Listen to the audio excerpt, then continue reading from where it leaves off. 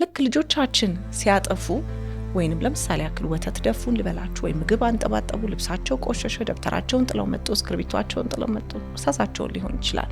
በእኔ እይታ በተለይ ደግሞ በትራውማ ሌንስ ስመለከተው የዲስፕሊን ዓላማ ልጆቻችንን ስነስርዓት የምናስይዝበት ዓላማ 3 ነው ብዬ አስባለሁ። በእናንተ በኩል የተለያየ ዓላማ ሊኖራችሁ ይችላል። በእኔ በኩል ግን ከስራዬ የተማርኩት ከደንበኞቼ የተማርኩት በ3 መልኩ ላስቀምጥላችሁ። አንደኛው ከልጆቼ ጋር ያለኝ ግንኙነት ጥሩ እንዲሆንና ልጆቼ ላይ መጮህ፣ መቆጣት፣ መናገር፣ መሳደብ፣ መምታት ማቆም እፈልጋለሁ። ልጆቻችን አጥፍተው በሚያጠፉበት ጊዜ የመጀመሪያው አክቲቬትድ የሚሆነው የሰውነት ክፍላችን ውስጥ አንጎልን ማንሳት እንችላለን። አንጎላችን ውስጥ አሜግዳላ የሚባል አንድ ክፍል አለ። የእሱ ክፍል ትልቁ ስራ አደጋ ከመጣ ወይንም ችግር ከመጣ አነፍንፎ ማወቅና አደጋ ላይ ናችሁ፣ ችግር ላይ ናችሁ ብሎ ለኛ መንገር ነው ማለት ነው። ጤና ይስጥልኝ። ትዕግስት ዋልተ ንጉስ ነኝ፣ የስነ ልቦና ሕክምና ባለሙያ። ያው እንግዲህ ብዙዎቻችሁ ደግሞ እንደምታውቁት በስራዬ በተለይ ደግሞ ጥልቅ ስሜት ያለኝ ስራዬ ትራውማ ላይ ነው። ትራውማ ወይንም የአእምሮ ቁስል፣ የአእምሮ ጠባሳ ላይ ምን ያለው የሚል መጽሐፍ ከቴዎድሮስ ተክለአረጋይ ጋር አዘጋጅቻለሁኝ። እንግዲህ ዛሬ በተለያዩ ሀሳቦች በተለይ ደግሞ ወዳጆቼም ጠይቃችሁኛል። እዚህም ፕሮግራም ላይ ፖድካስቴም ላይም በመልእክት ማስቀመጫ ሳጥን ላይ ያስቀምጣችሁልኛል። የተለያዩ ነገሮችን እንዳነሳ፣ የተለያዩ ሀሳቦችን እንዳካፍላችሁ፣ አንዳንድ ደግሞ ትምህርት ነክ የሆኑ ጉዳዮችን ደግሞ እንዳነሳላችሁ በጠየቃችሁኝ መሰረት ዛሬ እንግዲህ ተመልሼ መጥቻለሁ ማለት ነው። ዛሬ እንግዳ የለኝም፣ ፖድካስቱ ላይ ብቻዬን ነኝ ያለሁት ማለት ነው። ዛሬ ግን ላነሳላችሁ የፈለግኩት አንድ ሀሳብ አለ። እሱም እንግዲህ ያው እንደሚታወቀው ብዙ ዓመታት አሳልፌያለሁ። ወደ 20 ዓመት የተጠጋው ነው በስነ ልቦና ምክክር ላይ ሕክምና ላይ። እናም ከሚመጡት ደንበኞቼ ውስጥ ብዙዎቹ የተለያየ ሀሳብ ያነሳሉ። ነገር ግን እኛ ስራ ላይ ወይንም ሳይኮቴራፒ ላይ ጎል ኦፍ ካውንስሊንግ ወይንም ደግሞ የምክክር አገልግሎቱ ዓላማ ይቀመጣል ወይንም ፍላጎት ይቀመጣል ማለት ነው። እና እዛ ቦታ ላይ የሚያስቀምጡልኝ በብዛት እንግዲህ አዋቂዎችን ነው የማየው። አንደኛው ከልጆቼ ጋር ያለኝ ግንኙነት ጥሩ እንዲሆንና ልጆቼ ላይ መጮህ፣ መቆጣት፣ መናገር፣ መሳደብ፣ መምታት ማቆም እፈልጋለሁ። በተደጋጋሚ በተለይ ደግሞ ትራውማ ላይ ስለምሰራ በተደጋጋሚ የምሰማቸው ጎል ሴት ሳደርግ የምሰማቸው ፍላጎቶች ናቸው። ስለዚህ ዛሬ እዚህ ላይ በጣም እንድናወራ ፈልጌያለሁ ወይንም ሀሳቤን ላካፍላችሁ ዛሬ መጥቻለሁ ማለት ነው። ይኸው እንግዲህ ወላጅነት በጣም ከባድ ነው። ወላጅነት ኃላፊነት ነው። ወላጅነት ልጆቻችንን ዲስፕሊን ማድረግ፣ ልጆቻችንን ማረምና ማረቅ አለብን። እኔም ልጆች ስላሉኝ ይሄንን በደንብ አድርጌ እረዳዋለሁ። ወላጅነት ላይ ግን አንዱ ትልቁ ነገር ልጆቻችንን ዲስፕሊን ወይንም ስነ ስርዓት ለማስያዝ በምናደርገው ጉዞ ላይ በጣም አድርገን እንቆጣለን፣ እንጮሃለን። ከተቆጣናቸው ከጮናቸው በኋላ ደግሞ በዚህ አይቆምም። ደግሞ ከፍተኛ የሆነ ጸጸት፣ ከፍተኛ የሆነ ሐዘን፣ ከፍተኛ የሆነ ብስጭት ይሰማናል ማለት ነው።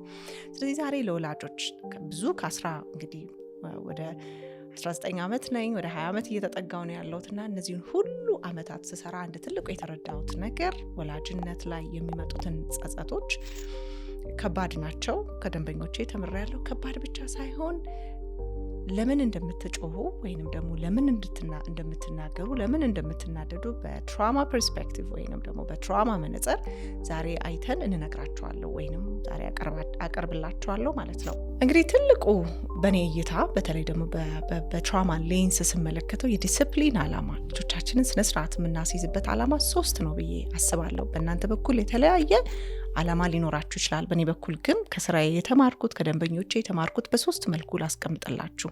አንደኛ ነገር ልጆቻችን እያጠፉት ያሉትን ነገር እንዲያቆሙ ማድረግ ነው። ሁለተኛ ደግሞ እንደ ወላጅ እንደ ሰው ያሉን እሴቶች፣ ቫሊዎች ሊኖሩ ይችላሉ። ሃይማኖት ሊሆን ይችላል፣ ጠንክሮ መስራት ሊሆን ይችላል፣ አዳዲስ ነገር መፍጠር ሊሆን ይችላል፣ እድገት ሊሆን ይችላል፣ ለሰዎች መራራት፣ ማዘን ሊሆን ይችላል። እነዚህን እሴቶች ለልጆቻችን ማስተላለፍ ነው። ሶስተኛውና ግን ትልቁ መረሳት የሌለበት የዲስፕሊን ዋናው ዓላማ እኛና ልጆቻችን ያለን ግንኙነት ማስቀጠል፣ እድሜ መስጠት፣ ማስረዘም ነው ማለት ነው። አንዳንድ ጊዜ ግን እንዳለመታደል ሆኖ ከልጆቻችን ጋር ስንጋጭ ወይንም ስንጣላ ዲስፕሊን ልናስይዛቸው እንችላለን ወይንም እኛ እንዲያርቁት የምንፈልገው እንዲያስተካክሉት እንዲፈልጉት የምንፈልገው ባህሪ ሊስተካከል ይችላል። ሪሌሽንሺፑ ግን ግንኙነቱ ግን ከልጆቻችን ጋር ላይቀጥል ይችላል። እኛ በጸጸት እንዋጣለን፣ ልጆቻችን በእልና በንዴት ይቀጥላሉ ማለት ነው። ለምን እንደሆነ ደግሞ ከዚህ ቀጥሎ ልግለጽላችሁ። ይህም የሚሆንበት ትልቁ እንግዲህ አንደኛው ምክንያት አንጎልን ማንሳት እንችላለን። አንጎላችን ውስጥ አሜግዳላ የሚባል አንድ ክፍል አለ። የሱ ክፍል ትልቁ ስራው አደጋ ከመጣ ወይንም ችግር ከመጣ አነፍንፎ ማወቅና አደጋ ላይ ናችሁ፣ ችግር ላይ ናችሁ ብሎ ለኛ መንገር ነው ማለት ነው። እንግዲህ ብዙውን ጊዜ ነው የማየው ቀደም ሲል እንደጠቀስኩላችሁ በትራውማ በአይምሮ ጠባሳ በልጅነት የአይምሮ ጠባሳ ውስጥ ያለፉ ሰዎች ናቸውና እንዳለመታደል ሆኖ ከባድ የልጅነት ጊዜ አሳልፈዋል። ይሄ ማለት አሁን ቀደም ሲል የጠቀስኩላችሁ አሜግዳላ ወይንም ደግሞ ችግርን አነፍንፎ የሚጠብቀው የአይምሮ ክፍል ሁል ቀን ስታንድ ባይ ነው ወይንም ሁል ቀን ቆሟል ማለት ነው። ለምሳሌ ያክል ምሳሌ ቢሰጣችሁ አንድ በጣም ከፍተኛ ግጭት ያለበት ቦታ ላይ ያለ ጥበቃና ወይንም ደግሞ አንድ በጣም ሰላማዊ ቦታ ላይ ያለው ጥበቃ እኩል አይደለም። ጥንካሬያቸው ብቻ ሳይሆን በጣም ትኩረት ሰጥተው ለችግሩ ወይንም ችግር ሊመጣ ነው የሚለው ጥንቃቄያቸው ሁለቱም እኩል አይደለም። ስለዚህ በልጅነት ጊዜ በከባድ ሁኔታ ያሳለፍን ሰዎች አሜግዳላ የሚባለው ነገር ቆሞ ሁለት እግሩ ቆሞ ይጠብቀናል ማለት ነው። ስለዚህ ልክ ልጆቻችን ሲያጠፉ ወይንም ለምሳሌ ያክል ወተት ደፉን ልበላችሁ ወይ ምግብ አንጠባጠቡ፣ ልብሳቸው ቆሸሸ፣ ደብተራቸውን ጥለው መጡ፣ እስክሪብቷቸውን ጥለው መጡ፣ እርሳሳቸውን ሊሆን ይችላል። በዚህ ጊዜ ይሄ የተፈጠረው ነገር እኛ ጋር ሲደርስ የሚደርሰው ኢንፎርሜሽን ልጃችን ወተቱን ደፋችሁ ወይም ልጃችን ምግቡን መሬት ላይ አንጠባጠበው ሳይሆን አደጋ ላይ ናችሁ የሚለው ነው። ይሄ ደግሞ ትልቁ ምክንያት እንግዲህ በልጅነታችን በትንንሽ ነገሮች የምንቆጣ ከሆነ ወይንም ደግሞ ጥፋትን ስህተትን የምንታረምበት መንገድ በጣም ሴንሲቲቭ ከሆነ ዙሪያችን አጠገባችን ያሉ ሰዎች የሚቆጡን፣ የሚገጽሱን፣ የሚመቱን፣ የሚሰድቡን ከሆነ እነሱ ሁሉ ኢንፎርሜሽኖች ሬጂስተርድ ሆነው አንጎል ውስጥ ይቀመጣሉ ማለት ነው። ስለዚህ ወተቱ መደፋት ማለት ልጃችሁ ወተት ደፋ ሳይሆን አንጎላችሁ የሚነግራችሁ በተለይ ደግሞ አሜግዳላ የሚያስተላልፈው መልእክት ምንድነው?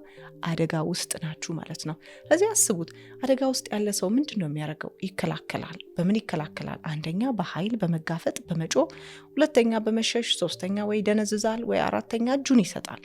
እንደ ወላጅ ደግሞ የኛ ፓወር የኛ አቅም ከልጆቻችን ከፍ ያለ ነው። ከፍ ያለ አቅም አለን። ይሄ ማለት እኛ ማለት ኃይል አለን፣ ስልጣን አለን ማለት ነው። ስለዚህ ብዙ ጊዜ ሳናስበው ምን እናረጋቸዋለን? እንጮህባቸዋለን፣ እንቆጣቸዋለን ማለት ነው። ሌላኛው ነገር ደግሞ ምንድነው ወላጆች የምናደርገው? እናኮርፋቸዋለን፣ እንዘጋቸዋለን፣ እንሸሻቸዋለን፣ ጥለናቸው የሆነ ቦታ ሄደን ኮርነር እንቀመጣለን፣ ልጆቻችንን በማኩረፍ እንቀጣቸዋለን ማለት ነው። ሶስተኛው እንደፈለገው ይሁን እኔ ምን አገባኝ አይመለከተኝም ህይወት ያንተ ነው ብለን ጥለነው እንሄዳለን። ሌላው ግን አራተኛው ምነግራችሁ ኮምፕሊትሊ እጅ እንሰጣለን። ይሄ ማለት ከተናገርናቸው በኋላ ይቅርታ እንጠይቃቸዋለን፣ እንለማመጣቸዋለን፣ እንለምናቸዋለን። እነዚህ ሁሉ ግን ምላሾች በጣም እንግዲህ ጤናማና አስፈላጊ ሆነው ሳይሆን ይሄኛው አንጎል ክፍላችን አደጋ ውስጥ እንደሆነን ስለሚነግረን ነው። ስለዚህ ምን እናድርግ ነው ዋናው ነገር፣ ምን እናድርግ ነው። ምክንያቱም ምን እናድርግ የሚለውን የምናስብበት ትልቁ ምክንያት አሜግዳላ አክቲቬትድ ሲሆን ወይንም አደጋ ውስጥ ናችሁ ሲላችሁ የሚያስበውን የአንጎል ክፍላችሁ የሚያስበውን ማለት ምን ማለት ነው? ልጁን ማስተማሪያ መንገድ ልጁ ተመልሶ ወተቱን እንዳይደፋ፣ ምግቡን እንዳይደፋ፣ ልብሱን እንዳይቆሽሽ የምናደርግበትን መንገድ ማለት ነው መዝጋት ማለት ነው። መንገድ ወይም የምናስተምርበት ትክክለኛውን መንገድ ይዘጋል ማለት ነው። ምክንያቱም የሚያስበው የአእምሮ ክፍላችን ረፍት ላይ ይሆናል፣ አይሰራም። ስለዚህ አደጋ ውስጥ ነን ብሎ የሚያስበው የአንጎላችሁ ክፍል ነው አክቲቬትድ የሆነው። የተሻለ የሚሆነው ምንድን ነው? ብዙ ጊዜ ከደንበኞቼ ጋርም ስሰራ የምናደርገው እንግዲህ በጣም ቀላል የሆነ እዚች ጋር እንደ መፍትሄ ወይንም እንደ ጠቃሚ ነጥቦች ልትወስዷቸው ትችላላችሁ። ልጆቻችን አጥፍተው በሚያጠፉበት ጊዜ የመጀመሪያው አክቲቬትድ የሚሆነው የሰውነት ክፍላችን ነው። ሰውነታችን ይሞቃል፣ የመናደር ስሜት ይሰማናል፣ ሰውነታችን ይግላል፣ ልባችን ይመታል። ሰውነታችንን ማስተዋል በቃ አንዱ መጀመሪያው ጠቃሚ ነገር ነው። በዛ መካከል ምናልባት ከ3 እስከ 5 እስከ 6 ሜይ ቢ እስከ 7 ሰከንድ ያክል ልትኖረን ትችላለች። በእነዚህ ሰከንዶች ውስጥ አንድ ነገር መወሰን እንችላለን። የመጀመሪያው ነገር ምናልባት ልጆቻችንን መናገር ሊሆን ይችላል። ሁለተኛው መንገድ ደግሞ አይምሮአችንን ዲስትራክት የሚያደርገው ምናልባትም ከዛ አካባቢ ዞር ማለት ሊሆን ይችላል። ምናልባት ደግሞ ቤታችን ውስጥ የተቀመጡት እቃዎችን ሆን ብለን ወይም ደሊበሬትሊ ወይም ሆን ብለን መመልከት ሊሆን ይችላል። ያቺ ከ3 እስከ 5 ሰከንድ አፍታ ትሰጠናለች ወይም ትንሽ ጊዜ ትሰጠናለች። ምን ለማድረግ? ለማሰብ ወይም ለመረጋጋት ማለት ነው። እንግዲህ ይሄ ማለት ልጆቻችንን መቆጣት ሙሉ በሙሉ እናቆማለን ማለት አይደለም። የቁጣውን ግን ኢንቴንሲቲ ኃይሏን ግን በተወሰነ ነገር በተወሰነ መጠን ዝግ እናደርጋታለን፣ እንቀንሳለን ማለት ነው። እዚህም ፕሮግራም በሙሉ የምትሰሙት ወላጆች የምንቆጣው በጣም መጥፎና ክፉ ስለሆንን ሳይሆን አንጎላችን አደጋ ውስጥ እንደሆነን ስለሚነግረን ነው። አንጎላችን የሚሰጠን ኢንፎርሜሽን አለ። ያሳደግኩት ልጅ ስርዓት የሌለው ልጅ ሊሆን ይችላል። ምናልባት እኔ በምፈልገው መንገድ እየሄደልኝ አይደለም፣ ሰዎች ቢያዩስ፣ ሰዎች ቢሰሙስ ምን ይላሉ የሚሉትም ሀሳቦች ይሰማሉ።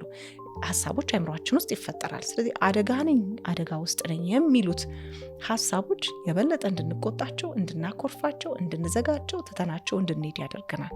ስለዚህ የመጀመሪያዋ 5 ሰከንድ አእምሯችንን ዲስትራክት ለማድረግ ወይንም ደግሞ ቀጥታ ሄደን ልጆቻችንን ከመናገር ይልቅ የተለያዩ ነገሮችን በማየት አእምሯችንን ወደዛ ጋር ሺፍት በማድረግ ያችን እፎይታ ፋታ ማግኘት እንችላለን። አመሰግናለሁ።